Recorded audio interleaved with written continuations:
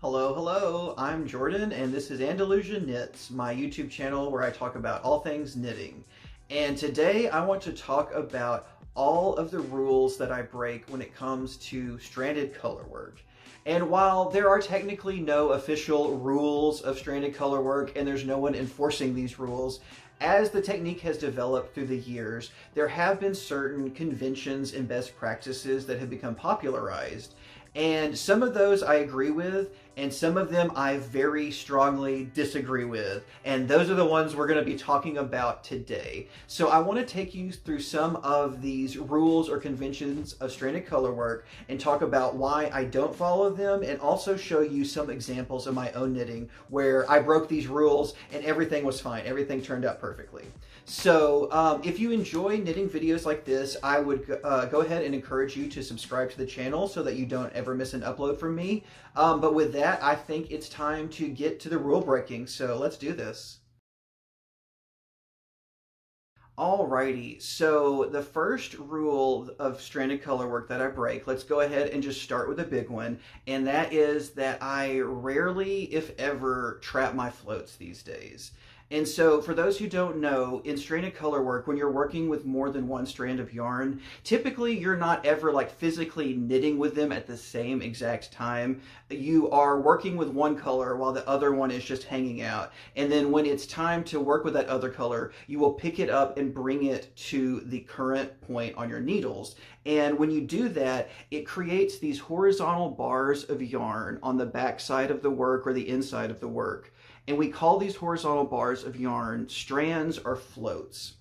And in stranded color work, it's very important that you get good at tensioning these floats, because if they are too short, then it will cause the work to pucker on the right side, because the length of the strand is not the same length of the fabric. And so when you're doing this, a lot of people get a little nervous and don't like it when the floats start to get kind of long. And so depending on the exact pattern you're working, the exact design you're working, that can become a problem. So maybe you're working with color A and then you knit color B for like 20 stitches before you pick up color A again. That's going to create a really long float.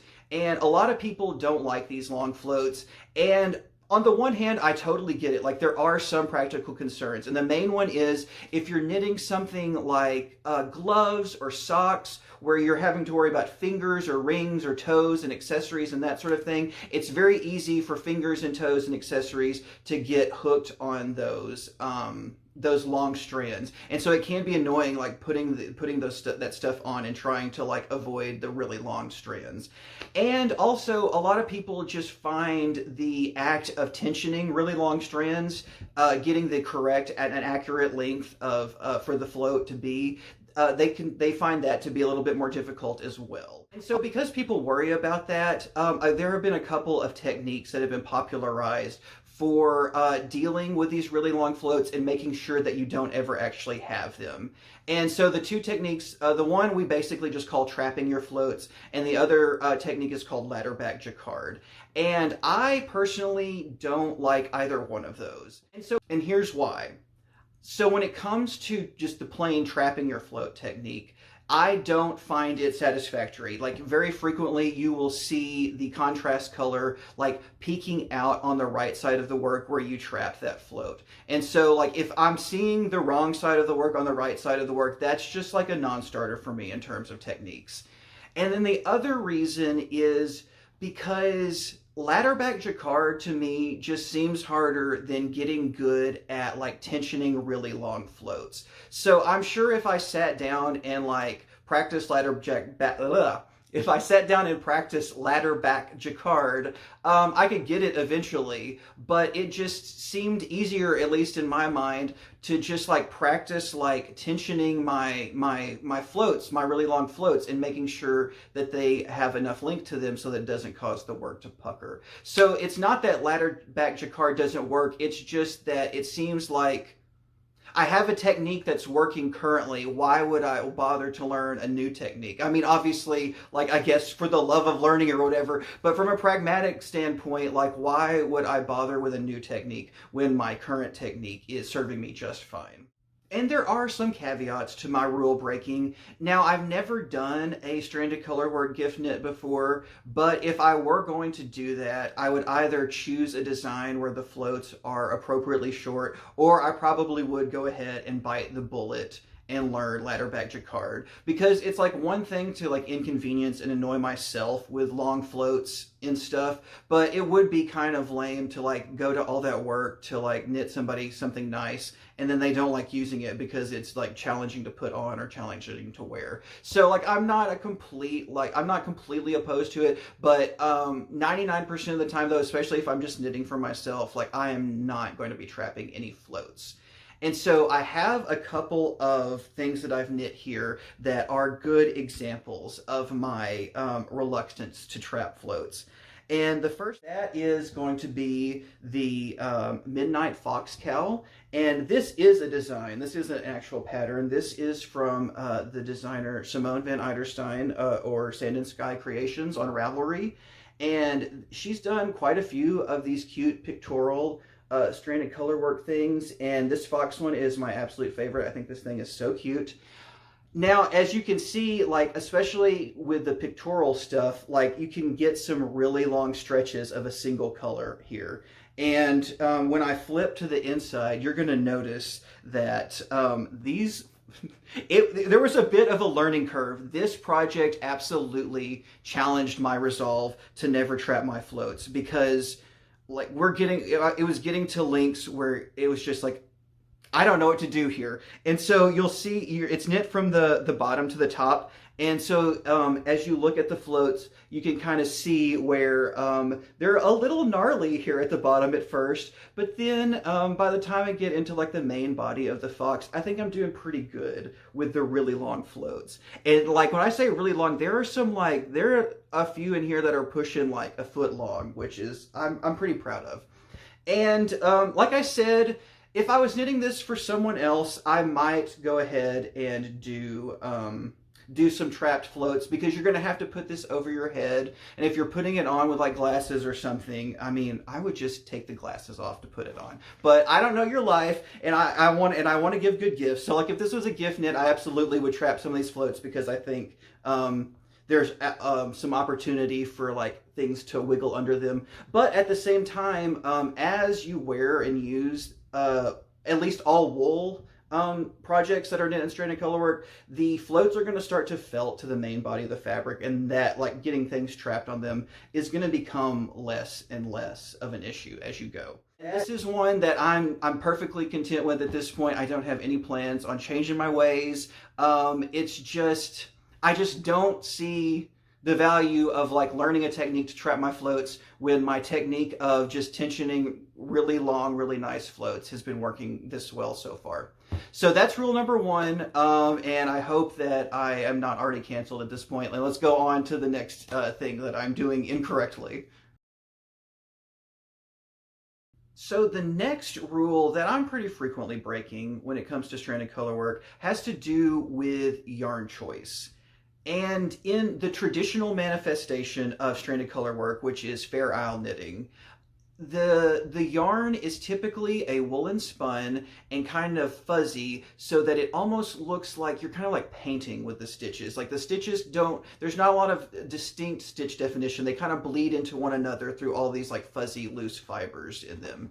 And I absolutely love that look, and I absolutely have a ton of projects where I've done the more traditional woolly fibers for stranded colorwork, but I also have some counter examples that I also really enjoy. And so the first one that I have to share is this little hat, and this is it's definitely not the first thing I ever knit stranded colorwork, but this is probably the first thing that I knit in stranded colorwork where I had like some reasonable idea of what I was doing. A lot of my early stranded colorwork projects were just me sort of like fumbling in the dark and seeing what was possible and seeing what I could do. And this is something that I knit after like I sat down and did some research and read some tutorials and watched some tutorials about how to do stranded colorwork. And as you can see, it is not fuzzy yarn at all. I'm not entirely sure what exactly this brand is, but I know that it is some sort of like, I think like a low pill blend of maybe like acrylic and wool, I think. So as you can see, like the stitches are very easy to see individually, but I honestly kind of like that high definition look. I think it's a little bit more stressful. You do have to worry about your float length a little bit more maybe, but I really like the results I got with this.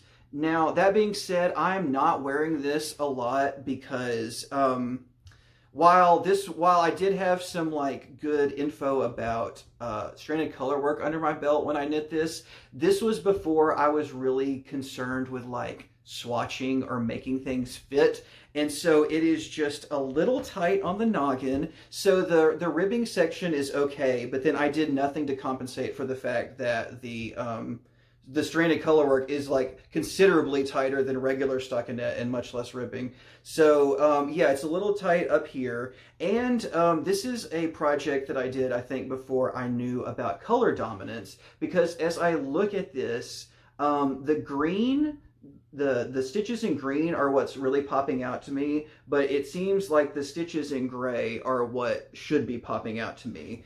And like, I won't get it. Color dominance, that's an entirely other that's an entirely other video. But just for my own curiosity, yes, okay. So for those of you who know about color dominance, I did this completely backwards. The green is actually is absolutely the dominant when the gray or the silver should be. So that's my first example of a non-traditional yarn. It's not the most exciting or adventurous example, but this next example absolutely is. So if you have been watching the podcast recently, you may have seen my adventures knitting Andrea Mowry's Ooey Gooey Cowl in boucle yarn. And despite the fact that this has sort of hit a roadblock that has kept me from working on it for a while, oh my god, I love the stranded color work in this boucle yarn. So in a way, this boucle is closer to the traditional Fair Isle yarns you might use, in that it is super duper fuzzy and it's kind of like painting with the stitches as opposed to having a lot of clear individual stitch definition. But at the same time, like this is an art yarn. This goes far beyond like any sort of like fuzzy woolen spun. This was kind of like nonsense to knit. It was a slog, but I think the results speak for themselves. I love how it doesn't even look knit almost like it, and now as you get up close you can start to see the individual stitches, but sort of from a distance it just looks like this was like rug tufted or like woven or something. It does not look like knitting at all, but what it does look like is really cool. I'm super glad that I went with these crazy colors. And like I said, like I'm very pleased with the results of doing stranded color work with boucle.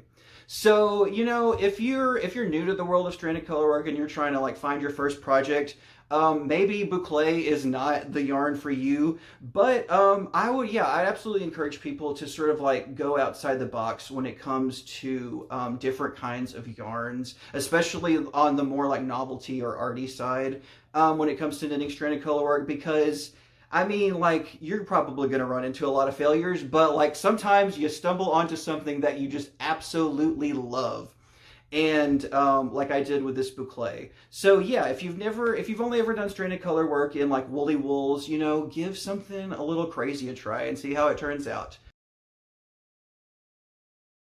Okay, so this next one doesn't make me feel like a rule breaker at all. It makes me feel like a designer, which is exactly what I want to feel like. And so these days, my stranded color work very frequently involves something besides plain stockinette. And that is kind of off the beaten path a little bit. Traditionally in stranded color work, it's knit in just like pure stockinette, so all knit stitches on the outside and all purl stitches on the inside. But I have, over the last like year or so, been doing some experiments with designs that involve knitting the background color and purling the contrast color. And so I've got a few examples of things that I have worked on here. And actually, let's see. This first one I want to show is my first design that I did with this technique. And this is the auger cowl. And as you can see, if we really get up close in here, see like those, the green stitches are the stockinette V's, but then this dark red is all purl bumps. And that sort of is the case all the way from the top to the bottom on this thing. And when I did this one, I appreciated these little blips, but that was also kind of annoying to me. I was like, it works for whatever reason in this design, but if I want to do this technique again, I don't know that that is always going to work out how I want it. So I had to do some more practicing and some more experimenting.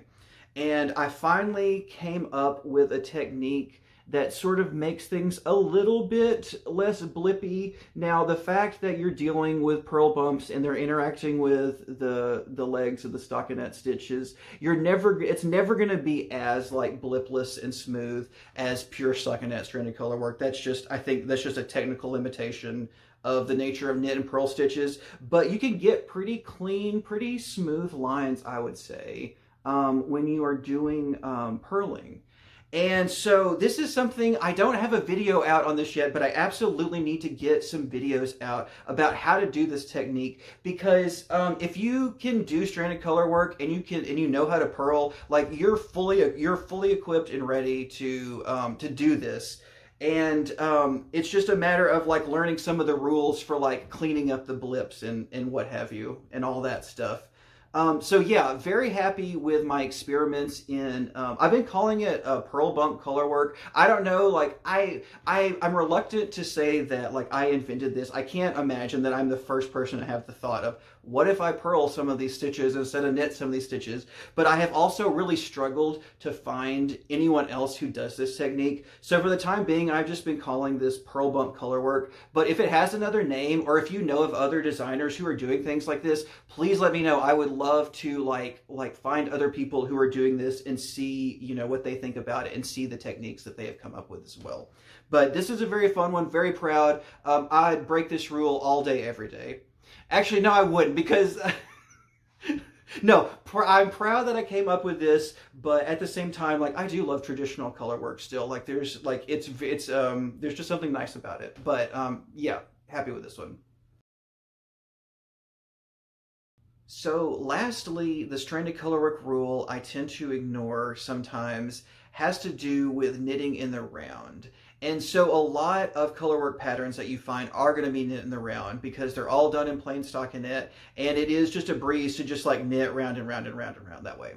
But I finally got over my fear of trying to knit stranded colorwork flat, and I'm very glad that I pushed through that fear, because there are just like some scenarios in some cases where it's just more convenient to knit flat. And like if I want to do stranded color work, like it's just something I needed to learn. And so I'm very glad I did. My big hang up with it, I think, had to do with like a fear of like working purl stitches and like making sure that my tension is correct when I'm working on the wrong side of the rows.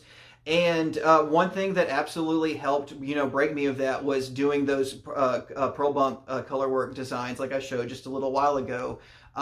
It really helped me see that like there's nothing to fear when it comes to purling. I don't know why I have so many fears around purling, but you know, I was worried that I wouldn't be able to get my tension correct. I was worried that it would just look wonky, but I really haven't found that at all as I've been knitting stranded color work flat.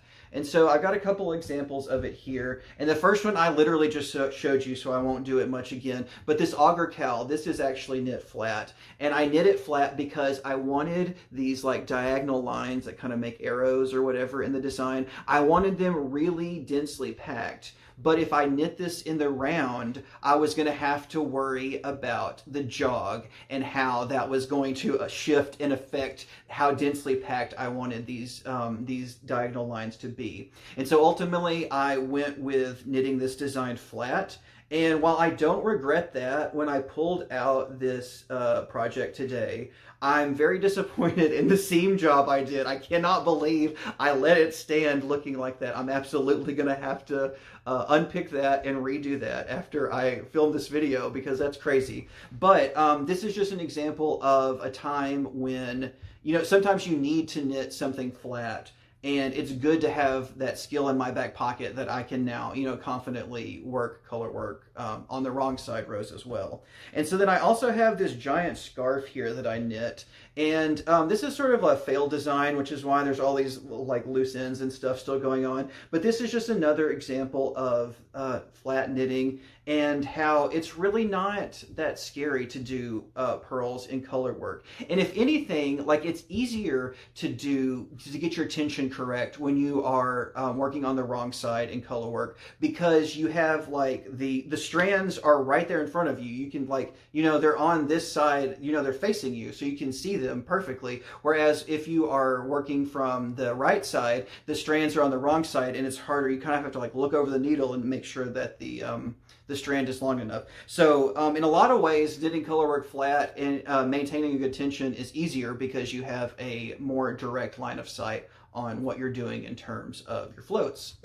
So I think that's going to do it for knitting flat. Once again, like, I mean, maybe if you never have any reason to knit stranded Colorwork flat, don't give it a try. But if you are avoiding flat Colorwork out of fear, like I was, absolutely give it a try. I think you'll be pleasantly surprised that it's quite a bit easier to do than you're imagining it in your mind.